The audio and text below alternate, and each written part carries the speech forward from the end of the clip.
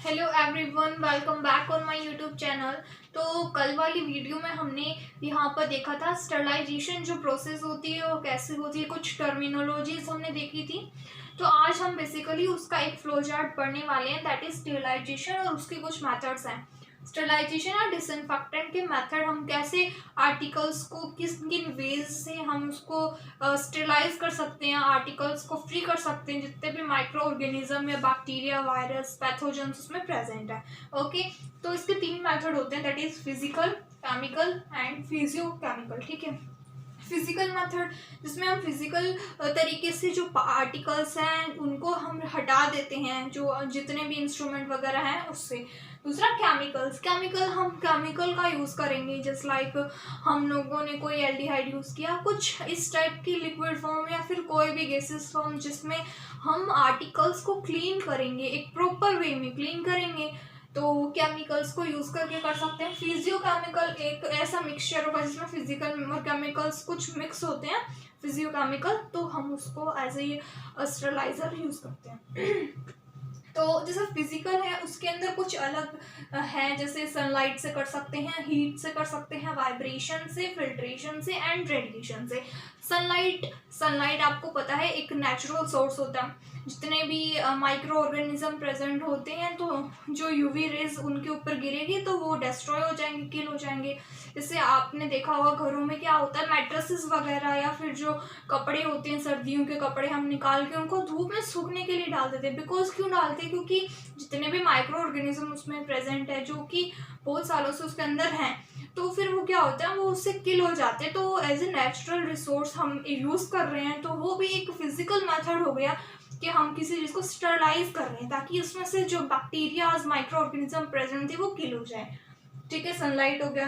Then heat है, heat की basically दो फॉर्म है, जैसे कि एक ड्राई हीट है और एक है मॉइस्ट हीट। ड्राई हीट में जिसके अंदर हम कुछ फ्यूमिगेशन टाइप से कर सकते हैं, मतलब ड्राई फॉर्म में हम हीट को यूज़ करेंगे, चाहे हम बर्नर यूज़ करें, फ्लेम करें, दैट्स से इसके अंदर भी कुछ अलग अलग मेथड्स आते हैं। जैसे रेड हॉट हम कर सकते हैं, फ्लेमिंग कर सकते हैं, इंसिनरेटर का यूज़ कर सकते हैं, हॉट एयर ओवन का यूज़ कर सकते हैं, इंफ्रारेड रेज का यूज़ करते हैं। जैसे रेड हॉट में क्या होता है, पार्टिकल्स जो होते हैं उनको मारने के लिए हम क्या यूज़ करते हैं, एक जो इंस्ट्रूमेंट होते हैं, जो बेसिकली मेटेलिक इंस्ट्रूमेंट्स होते हैं, उनको हम रेड हॉट होने तक उनको गर्म करते हैं।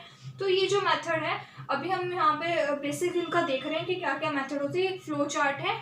नेक्स्ट आने वाली वीडियो में हम इसको एकदम पूरा डिटेल में स्टडी करेंगे। देन फ्लेमिंग उसको कर सकते हैं, फ्लेम के अंदर उसको रख सकते हैं थोड़ी देर तक, ताकि जो आर्टिकल हमें साफ करना है वो क्लियर हो जाए एकदम अच्छे से। फिर है हॉट एयर ओवन, ये बेसिकली जो लुइस पास्चर है उन्होंने एक मेथड बताया था कि हम कैसे कैसे यूज़ करके जो आर्टिकल्स हैं उनको क्लीन कर सकते हैं। उसमें हम एक हॉट एयर ओवन का यूज़ करते हैं, उसके अंदर आर्टिकल्स को रखते हैं। तो ये हम बेसिकली पूरा डिटेल में पढ़ने वाले हैं, तो अभी आप सिर्फ नेम देख लीजिए। देन इंफ्रारेड हो गया, इंफ्रारेड रेज का यूज़ करके भी हम स्टरलाइज कर सकते हैं। तो हीट के दो फॉर्म थे, एक तो ड्राई था और एक मॉइस्ट था। तो ड्राई में हमने अभी डिस्कस कर लिया। देन मॉइस्ट आता है, मॉइस्ट हीट में क्या कर सकते हैं, हम उसको हीट कर सकते हैं below 100 degree Celsius, above 100 degree और एट 100 डिग्री। तो इसमें भी कुछ अलग अलग मेथड्स आएंगे, जिसको जैसे ऑटोक्लेव करना हो गया। ऑटोक्लेव एक मशीन होती है जिसके अंदर हम जितने भी इंस्ट्रूमेंट्स जो हमें साफ करने, आर्टिकल्स, रबर शीट वगैरह, उनमें रखा जाता है, ऑटोक्लेव करा जाता है। तो उसको क्या कर दिया जाता है, स्टरलाइज कर दिया जाता है। जितने भी जो उसके अंदर इंस्ट्रूमेंट्स हमने रखे थे वो एकदम क्लीन हो जाएंगे, जितने भी micro organism, pathogens, virus, bacteria जितना भी उसमें प्रेजेंट था वो सब किल हो जाते हैं। तो हम उसमें यूज़ करते हैं। देन है रेडिएशन, रेडिएशन के दो हैं, एक आयोनाइजिंग फॉर्म, एक है नॉन आयोनाइजिंग फॉर्म। आयोनाइज का मतलब आयंस का यूज़ करके कैसे कैसे हम यूज़ करेंगे ताकि आर्टिकल सही हो जाए हमारे। फिर है नॉन आयोनाइजिंग। नॉन आयोनाइजिंग में दो चीज़ें आती है, एक तो आता है इसमें इलेक्ट्रोमैग्नेट वेव्स का हम यूज़ कर सकते हैं, या फिर पर्टिकुलेट मैटर का यूज़ करके हम जो हमारे आर्टिकल्स हैं उनको क्लियर कर सकते हैं। ओके, तो ये था फिजिकल मैथड। फिजिकल में क्या था, सनलाइट पढ़ लिया, हीट पढ़ लिया, रेडिएशन पढ़ लिया। दो मेथड्स हो रहे हैं, that is vibration and filtration. Vibrations का यूज करके, एक ह्यूज अमाउंट में वाइब्रेशन करवा के हम किसी चीज के अंदर उसको स्टरलाइज करते हैं। कुछ मेथड्स होते हैं जो हम आगे डिस्कस करेंगे पूरा डिटेल में। देन आता है फिल्ट्रेशन, कोई चीज को फिल्टर करके भी हम उसको स्टरलाइज कर सकते हैं, ठीक है। तो ये था फिजिकल मेथड्स स्टरलाइजेशन के, ठीक है। सनलाइट हो गया, हीट हो गया, वाइब्रेशन हो गया, फिल्ट्रेशन हो गया और रेडिएशन हो गया। हीट के अंदर दो चीज थी, dry heat and moist heat. Dry heat में रेड वुड से हम उसे कर सकते हैं या फ्लेम से कर सकते हैं। इंसिनरेटर का हम यूज करेंगे, जो कि पूरी जो चीजें हम उसमें डालेंगे उसको किल कर देगी, जैसे ड्रेसिंग वगैरह हो गई, कुछ अदर एनिमल कार्केसेस हो गए, उनको एकदम ड्राई हम क्या करते हैं उसके अंदर डालते हैं, उसको एकदम राख की तरह बना देता है। तो जो हमें वेस्ट मटेरियल वगैरह होते हैं चाहिए नहीं होते हैं, जो बहुत ज़्यादा होते हैं, उससे हम इसको यूज़ करते हैं।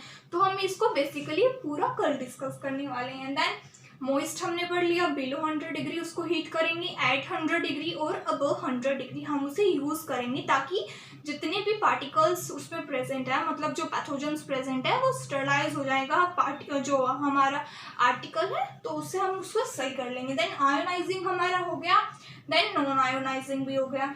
उसके बाद हम कुछ केमिकल मेथड्स को डिस्कस करते हैं, जो कि क्या होते हैं, एक हम केमिकल्स का यूज़ करेंगे। जैसे अभी तो हमने अच्छी चीज़ जैसे ये थी कि हम नेचुरल वे में इसको यूज़ कर लिया था सनलाइट को, और हीट था जिसमें ड्राई और मॉइस्ट थी, जिसमें हमने फिजिकल तरीके से उसको क्या करा था, स्टरलाइज करा था।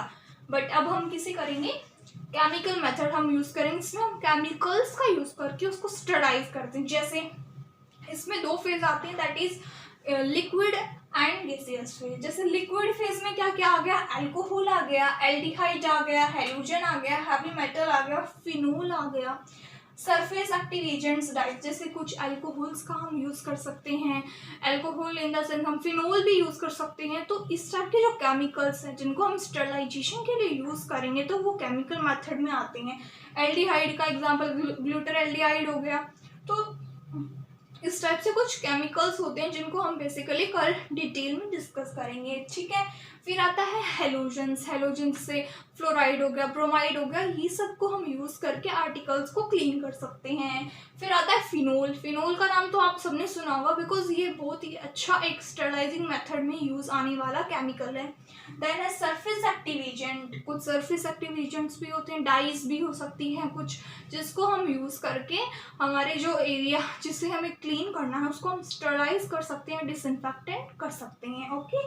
फिर है इसके ही गैसियस फॉर्म में, जैसे कि फॉर्मल्डिहाइड हो गया, प्लाज्मा हो गया, इथाइलिन डाइऑक्साइड हो गया।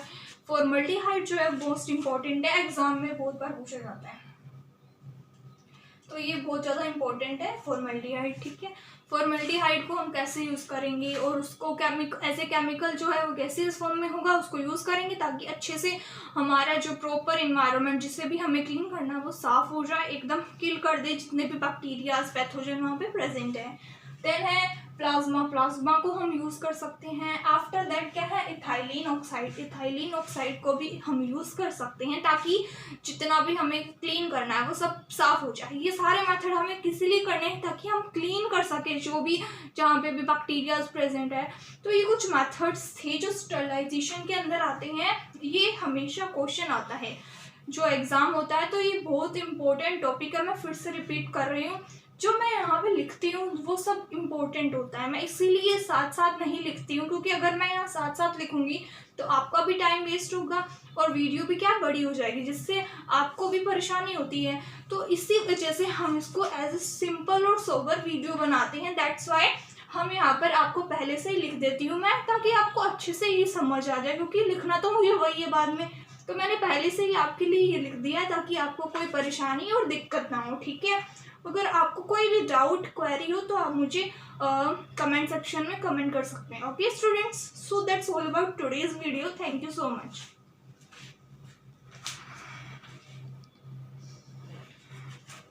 एंड हाँ, like, subscribe and share, okay.